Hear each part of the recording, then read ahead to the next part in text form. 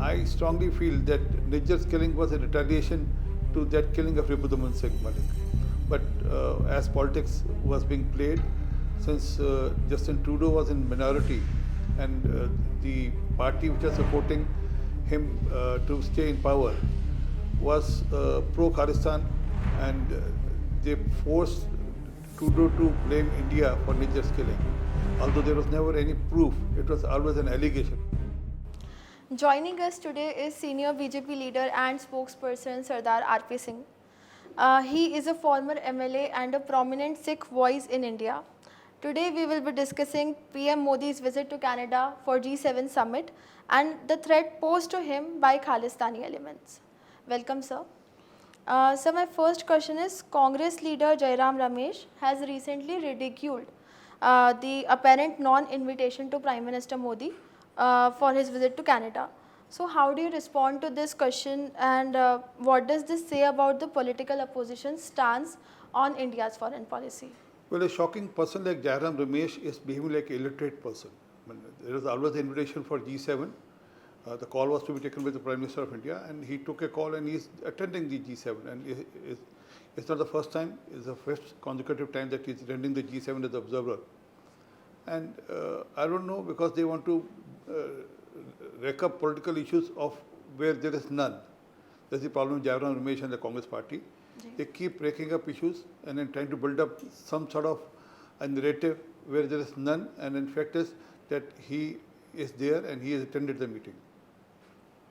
Alright, sir.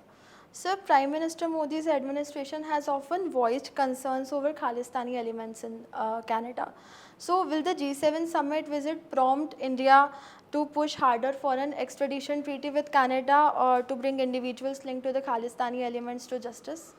Well, Canada has been harboring people who are pro-Khalistan, radical element who are pro-Khalistan, and India has been again and again sending lists of such people who should be extradited from Canada to India, who are stamped as Khalistanis and who talk about a separate state within state of India. There was some sort of issues with the Canada on one of the Khalistanis killing, Nijjar's killing, and thereafter Canada took a stand and we took our stand.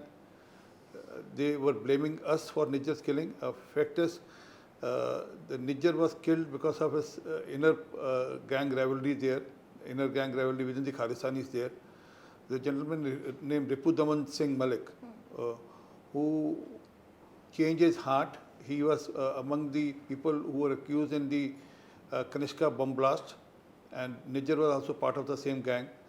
But Ripudaman Singh changed his heart. He came to India. He appreciated the Prime Minister Modi's efforts toward the unresolved issues of Sikhs. But when he went back, he was killed by some gangsters in Canada. And I strongly feel that Nijjar's killing was a retaliation to that killing of Ripudaman Singh Malik. But as politics was being played, since Justin Trudeau was in minority and the party which was supporting him to stay in power was pro-Khalistan, and they forced Trudeau to blame India for Nijjar's killing. Although there was never any proof, it was always an allegation. Word was used as allegation, never as a proof. Neither they submitted any proof to Indian authorities. Rather, Indian ambassador and other diplomats were being harassed and were under threat in Canada. And that's why we called back our staff from Canada. Right, sir. Sir, in recent years, there have been reports of Pakistani intelligence agencies funding separatist elements. So what measures can be taken on an international front to curb Pakistan's alleged role in financing and providing logistical support to Khalistani groups? Well, Pakistan does that since almost now 40 years now. Since late 70s or mid 70s, they started doing this. The first person they funded was Jagjeet Singh Chauhan, who was the first president of Khalistan, who launched a passport and other documents for the Khalistan. But later on he came to India and then submitted to the Constitution of India. and he said that he was wrong asking for Khalistan, and he died in India also. But yes, ISI has been funding all such elements throughout, whether they are the radicals or whether the gangsters. Actually, gangsters and radicals have come together in Canada, supported by ISI, to run this theory of Khalistan in Canada, so that they think they can disturb India by doing so, or they can probably create problem in Indian relationship with America, Canada, or Britain, or for that regard Australia or New Zealand by doing so. But fact is that in these countries also there is a very limited set of people who are pro-Khalistan, and there is none in India, but they probably think they can affect the Indian relationship with this country, and to a certain extent they succeeded also with Canada. Sir, there are concerns that Punjab Chief Minister Bhagwant Mann seems to be soft on Khalistani elements.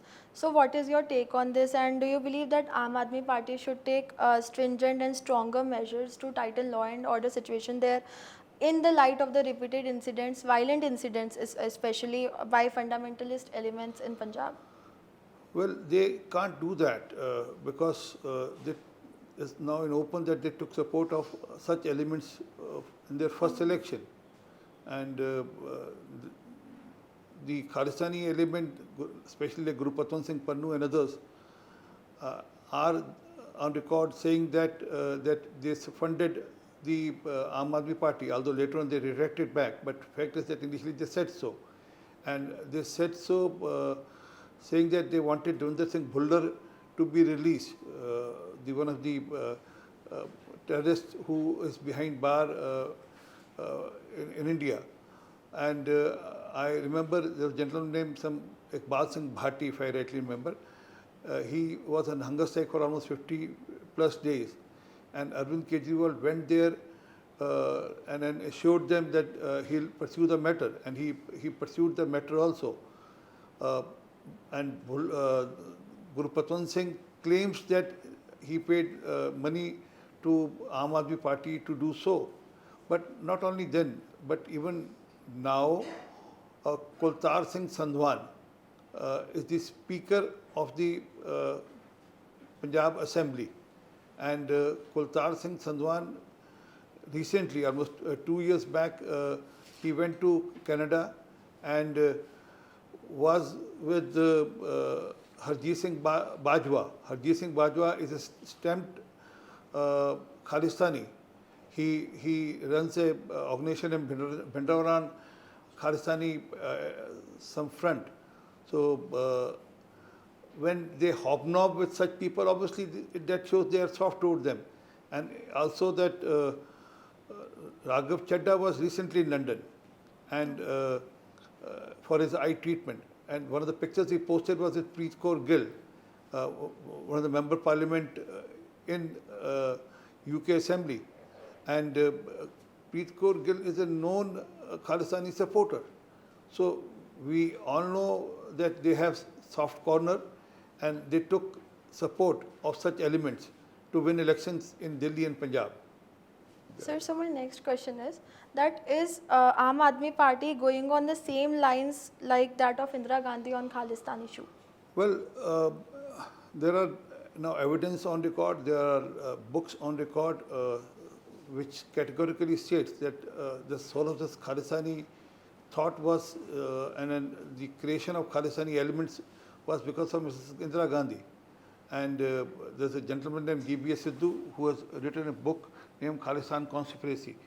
G.B.S. Sidhu was a raw officer, research and analysis wing of India. He was an officer there, and also son-in-law of Swaran Singh, the first foreign minister of India. Okay.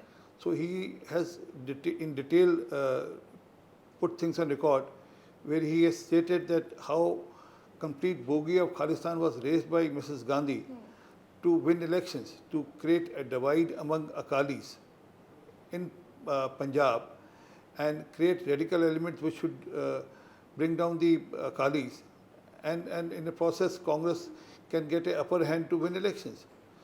So as per me, even Aam Aadmi Party followed the same path. They didn't created Khalistanis, but they supported the radicals and Khalistani elements. And as I told you, Kultar Singh Sandwan went to Canada, met Harjit Singh Bajwa, a Khalistani, and whenever they get a chance, they are seen soft toward Khalistanis. So yes, they are almost on the path which Mrs. Gandhi led. Because of the vote bank politics, they are taking this route. Sir, thank you, sir, for taking the time to join us today and sharing your thoughts. It's been a pleasure hearing your insights on India-Canada relations and the Khalistani elements, and they have really helped shed lights on some very important issues and matter. And we appreciate your openness and the candid conversation that we just had. And thank you to our viewers for tuning in. We hope you found this conversation as engaging and thoughtful as we did. Thank you. Thank you, sir.